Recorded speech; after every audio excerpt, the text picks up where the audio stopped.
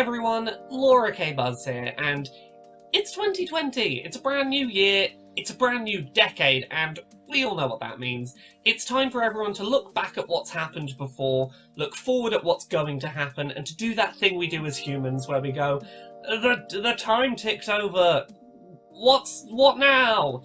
2020 is going to be a really interesting year for the video game industry because, as many of you will know, we've got two brand new consoles coming out at the end of the year. We've got the PlayStation 5 and the Xbox Series X. And while a lot of this year is going to be spent talking about the usual things we talk about when new consoles are happening,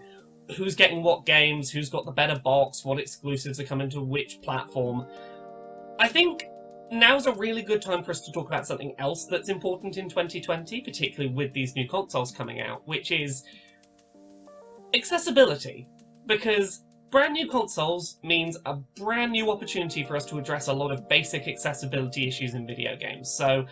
I'm going to talk about some things that we know are going to be good about the next generation of consoles for accessibility, some things that we know are a bit concerning and we need to maybe look at closer, and then the big things that people are requesting that are really easy fixes that we need to get on top of in 2020 and just get sorted out. A little over a year ago, Microsoft released the Xbox Adaptive Controller, a mass-produced modular controller base which supported first and third-party peripherals designed to try and make accessible gaming custom setups affordable for a wider range of disabled gamers. While it's not a one-size-fits-all solution, and still more expensive than a standard Xbox controller, it's undeniably a step in the right direction, lowering the barrier to entry price for custom gaming setups, and featuring thoughtful design choices such as packaging designed to be accessible just like the controller inside. One thing to be excited about in terms of accessibility in gaming this year is that Microsoft has already confirmed that all Xbox One controllers, including the adaptive controller, will be supported going forward into the Xbox Series X. This means that when the newest Microsoft console releases toward the end of 2020, it will be the first time we have ever seen a next-generation console launch with an accessibility-focused controller solution available day one. Additionally, because the existing adaptive controller is supported rather than a new design being released, people who have already invested in an expensive, accessible controller won't have to make that controller purchase a second time due to forced obsolescence. This is undeniably a positive moment for gaming. While we don't know a huge amount about the PlayStation 5 right now, one feature we have had described by reporters is the existence of resistive triggers on the new Dualshock Controller, which could potentially cause some issues for accessibility if not made an optional feature.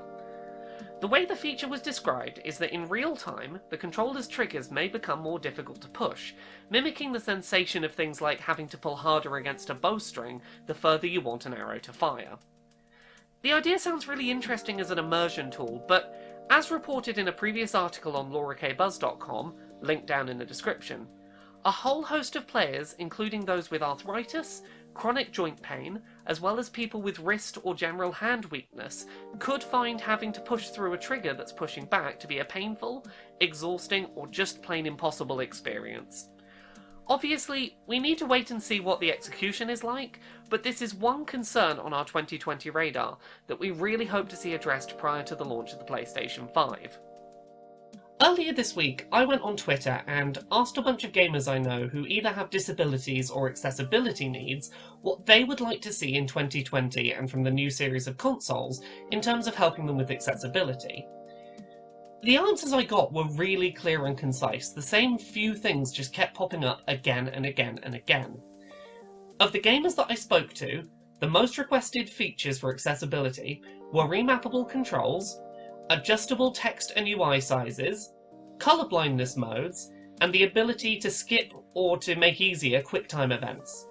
Particularly, a lot of people stated they really want these things to be standardized across the industry as opposed to on a game-by-game basis.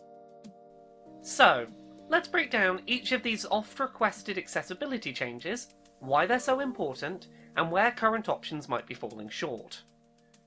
First up is remappable controls, and it's easy to see why these should be a standardized option across the industry.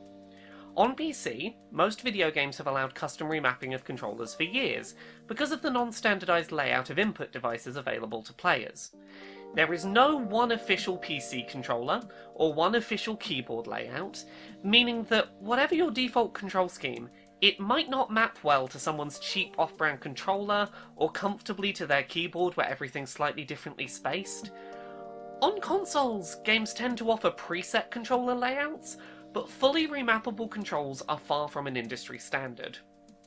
There are always going to be games out there which decide to map controls to things like motions, and party games like Super Mario Party which can't really remap their arm wiggling motions easily to sticks or buttons, but in a game controlled purely with traditional inputs, there is no reason not to allow those buttons and their functions to be switched around by the player.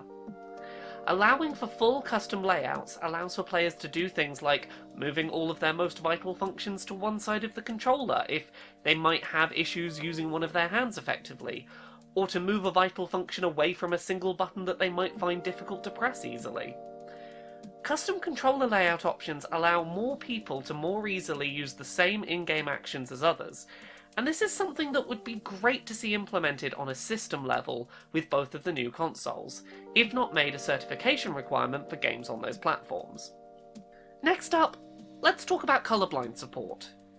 Varying forms of colourblindness affect a significant number of gamers, from the more common forms of red and green colourblindness to less common forms where people may only see the world in grayscale.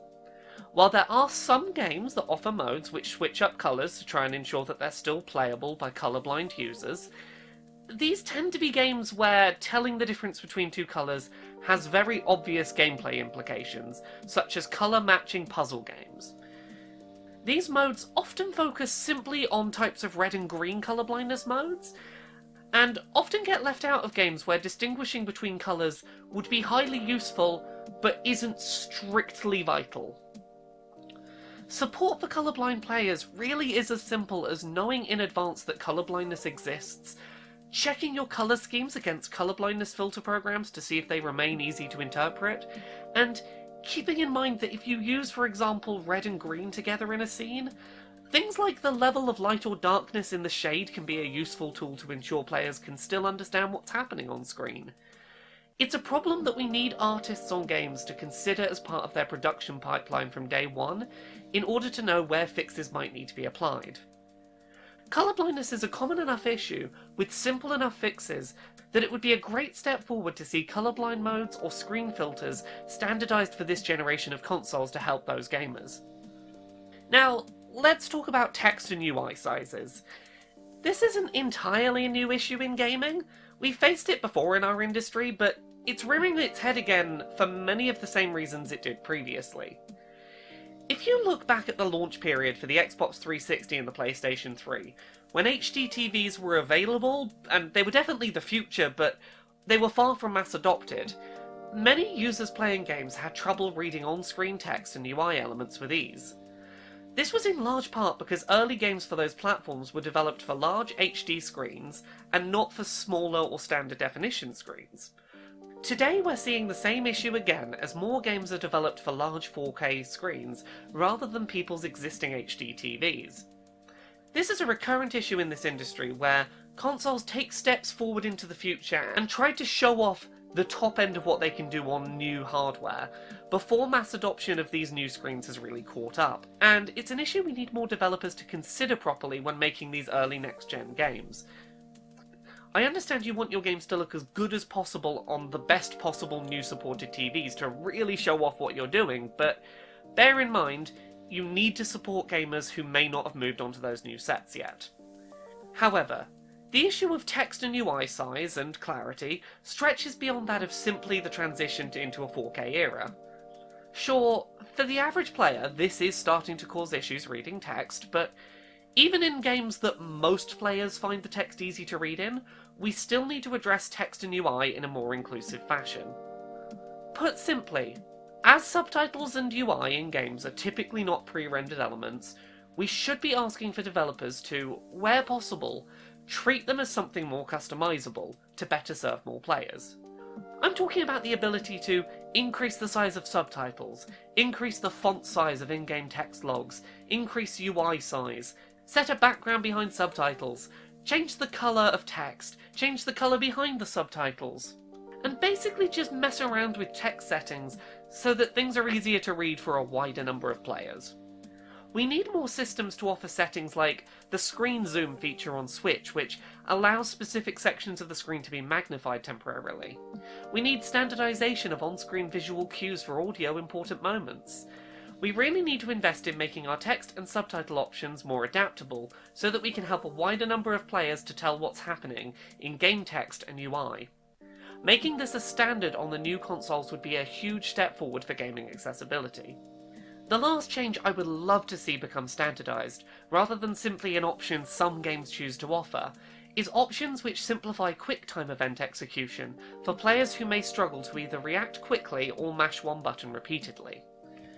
Now, over the past few years, an increasing number of games have gone out of their way to support accessibility options for QuickTime events. Spider-Man on PS4, and the recent multi-platform release of Man of Medan, for example, both allow players to hold down a button rather than mashing it during QuickTime events, as well as offering the option to turn off timer-based failures during QuickTime events, which both help a lot in terms of making those games playable by more people. While it would be great to see more games offer Celeste levels of customizing your game speed, ability cooldowns, your health, invincibility frames, things like that to increase playability for more players, that sort of customized difficulty feels difficult to enforce on a wide scale.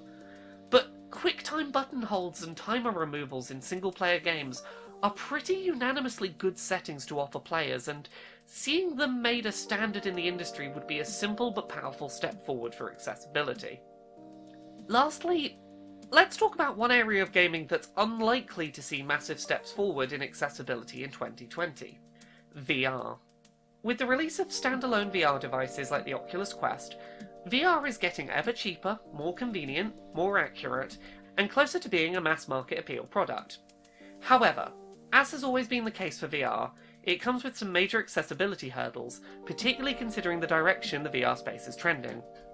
Most VR headsets being developed today are geared towards supporting, and in many cases requiring, room-scale play, where players stand up in a room with plenty of free space, rotate and move around in 3D space, use two hands to motion control the world, and are built very much around a lot of standardized assumptions of player height and player movement ability. Very few VR games offer customizable controls, and those which do often don't fundamentally allow players to do things like play one-handed or play without motion controls. Additionally, VR games require the ability to see in stereoscopic 3D to function effectively, and cause motion sickness for a lot of players, both of which are tough access barriers to overcome. This doesn't seem likely to change in the coming year, and would require more radical thought to see revamped and moved forwards with. Don't get me wrong, I would love to see someone come up with a good solution for how we can make VR gaming more accessible, but I don't think it's as simple as suggesting an option in a menu that could be universally applied to all VR headsets this year that would fix all these problems. With all that said, I'm actually feeling really optimistic about 2020 as a year for accessibility in games.